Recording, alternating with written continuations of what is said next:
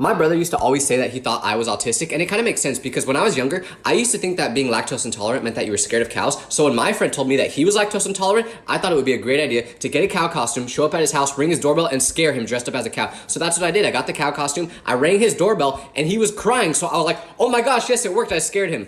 No, because right behind him, his sister was also crying. So it turns out that he wasn't crying because I scared him with my costume. He was crying because their dog just passed away. I had to give my condolences to them dressed up as a damn filet mignon. But the worst part was that being lactose intolerant doesn't even mean that you're scared of cows. So do you know how stupid I looked when I tried to explain to them what I was doing? My brother may have just been right. May have.